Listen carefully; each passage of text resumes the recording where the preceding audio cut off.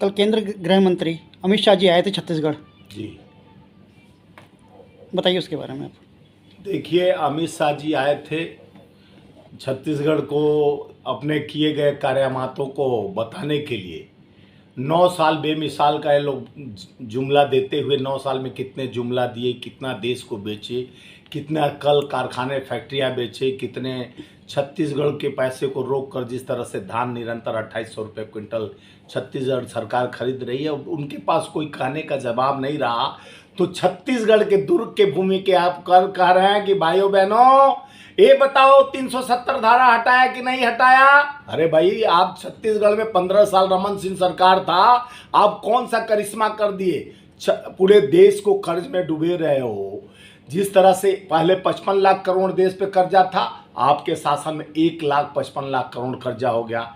नोटबंदी आपका यानी कमजोरी, जीएसटी दही और पनीर कफन तक लगा देना, जनता को महंगाई के चरम सीमा पे पहुंचा देना, बेरोजगारी दर दर पे युवाओं को भटकाना और लटकाना भटकाना पटकाना। आपका दिन, आप मणिपुर पर चर्चा नहीं किए। आए तो क्यों नहीं बताया कि मणिपुर हमारे देश का अंग है, वहां 2 डबल इंजन की सरकार चल रही है। बीरेंद्र सिंह मुख्यमंत्री भाजपा के हैं और उस पर सवाल खड़ा करने पर जहां प्रधानमंत्री से चाहे मीडिया के हमारे मित्र अमित शाह से चर्चा करते हैं, 25 दिन के बाद 3 मई से मणिपुर जल रहा है, 25 दिन के बाद आंख खुलता अमित शाह का तो जाते हैं 4-5 दिन रुक कर, कोई फैसला नहीं हुआ, कोई अमन चैन नहीं हुआ, आ जाते हैं, खाली रोज प्रोपगंडा तैयार होता है।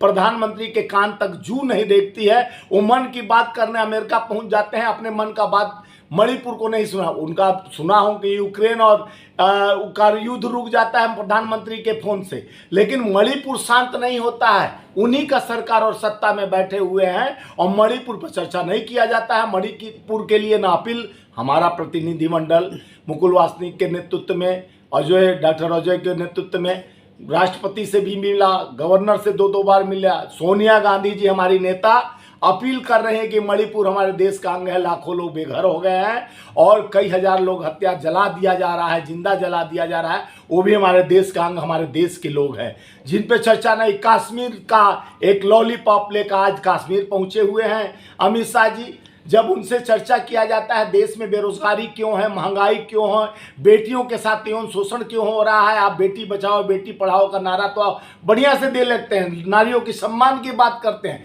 वहीं कई महीनों से बैठी बेटियां, जो ब्रिजभूषण शरण सिंह के नाम जैसा एक आपका सांसद जिस तरह से बाहुबली सांसद बच्चों बहनों बेटियों का यौन शोषण करता है, 400 पेज का आता है, उसको किस तरह से बचाया जाता है, उसके नाम पे सुप्रीम कोर्ट आदेश करती है तो एफआईआर लॉन्च होता है।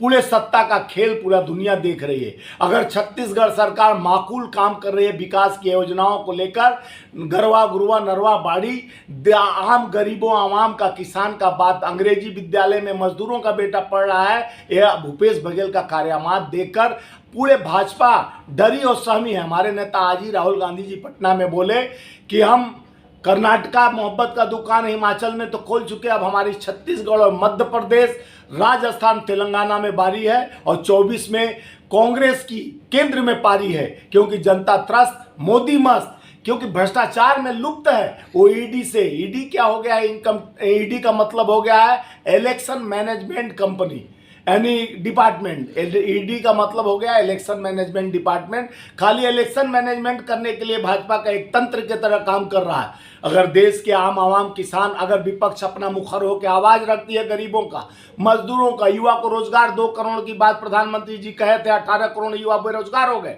तो आप उस पर चर्चा नहीं करेंगे। कल कारखाने फैक्ट्रियां जितने सेल भेल रेल ट्रेन सारे चीज बेच दिए प्रधानमंत्री जी, उसके बाद देश गुलामी की ओर जा रहा है, 1,55,000 करोड़ कर्ज हो जा रहा है।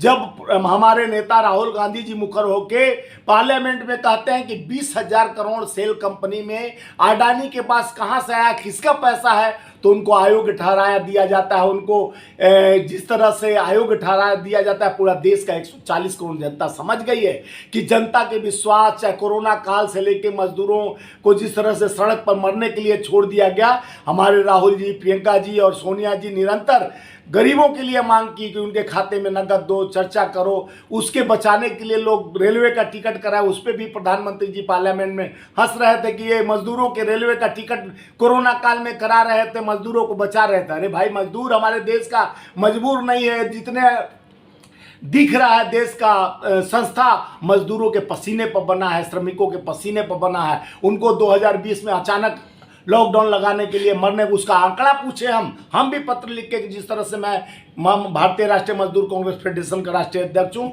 अपने अधिकार से नगद राशि से लेके मांग किया कि ये प्रधानमंत्री जी, श्रम मंत्री जी, कितने मौतें हुई, आंकड़ा तक नहीं दिया गया। हमारे कई सांसद, हमारी सोनिया गांधी भी पूछी, नहीं दिया गया आंकड़ा, क्योंकि आंकड़ा छुपा। जैसे रेलवे का जो इतना बड़ा घटना हुआ, उसमें कई हजार मौतें हुई, जिसमें लेबर ग्रेड के आदमी आम टिकट लेके चढ़ा हुआ था, उस बोगी में रद्द गया, हजारों लाशें हुई, मौत हुई, लेकिन उस पर सीबीआई भेजकर ठंडा बालासोर को कर दिया गया, ताकि सीबीआई भी आपका, ईडी भी आपका, इनकम टैक्स भी आपका जांच करेगा। तो प्रधानमंत्री हरी झंडी तो खूब दिखाए ट्रेनों का।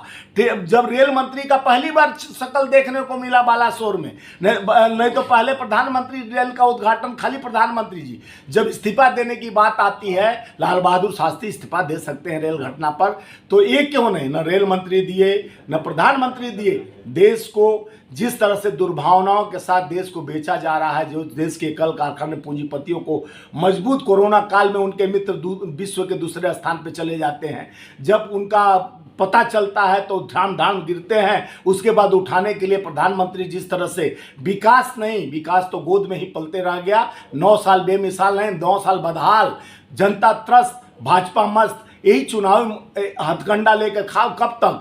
आप या तो देश विपक्ष को ईडी से डराओ, सीबीआई से डराओ, नहीं तो हो सके तो विधायक खरीदो। पूरे लोकतंत्र की हत्या हो रही है, संविधान की धज्जियां उड़ रही है। आज भारतीय जनता पार्टी देश में कोई करामात नहीं लेके आया। अब मुद्दे की बात करो तो देख, कर्नाटक 40% में भ्रष्ट, हम लोग 40% भ्रष्ट सरकार पर सवाल खड़ा किए। वहाँ का जनता भ्रष्टाचार में जो लिप्त भाजपा सरकार उखाड़ने का संकल्प लिया, वहाँ हनुमान जी को लाकर आप खड़ा कर दिए और राम जी को लाके खड़ा कर दिए जाते हैं। जिस तरह से राम जी के आप ही का मनोज मुक्तेश्वर जो एक फिल्म बनाया है, जिसमें अब सनातन खतरे में नहीं है, अब धर्म खतरे में नहीं, जिस तरह से राम जी को, हनुमान जी को दर्शाया गया है, उस पर पूरे देश का, यानी हमारे रामायण का, रामचरितमानस का अपमान हो रहा है। आपके माध्यम से बताना चाह रहा हूँ, वो बीजेपी का मित्र है, नहीं तो अगर वहीं पर कोई मुस्लिम रहता डायरेक्टर तो अब तक थिएटर से लेके देश में जला दिया जाता। जिस तरह से ये लोग करें तो सही, खाता न बही। आज देश के लोकतंत्र में खतरा है, युवा बेरोजगार है और मजदूर मजबूर है, किसान त्रस्त है। अरे भाजपा चुनाव कराने में मस्त है। आपके माध्यम से बताना चाह रहा हूं कि अब देश की जनता जाग चुकी है। 2024 में अनुकूल देश के 140 करोड़ जनता के विश्वास पे बदलाव के साथ सत्ता में कांग्रेस आने जा रही है। छोटा परिचय दीजिए। मैं स्वामीनाथ जायसवाल, भारतीय राष्ट्रीय मजदूर कांग्रेस इंटर फेडरेशन का राष्ट्रीय अध्यक्ष हूँ। मजदूरों का संरक्षक, मजदूरों के लिए मैं निरंतर हर समय खड़ा रहता हूं, लड़ते रहता हूं, क्योंकि मजदूर मजबूर नहीं है, मजदूर विकास का सूत्र हैं, सूत्रधार हैं। उनके बदौलत कल कारखाने, फैक्ट्रियां, घर, बड़े बड़े मंजिला इमारत दिखता है। उनके श्रम पर, उनको पर भी धोखा दिया जा रहा है। 44 से 4 कोर्ट कानून बदल दी भाजपा सरकार। 12 घंटे काम, 8 घंटे का पैसा दिया जा रहा है। बड़े पूंजीपतियों को बढ़ाने के लिए मजदूरों का पेट काटा। मनरेगा जैसा हम लोग यूपीए में स्कीम चलाया, उसमें 33% काट दिया गया। ये भारतीय जनता पार्टी न मजदूर का है, न किसान का है, न युवा का है, न आम आवाम का है, न किसान का है। Thank you.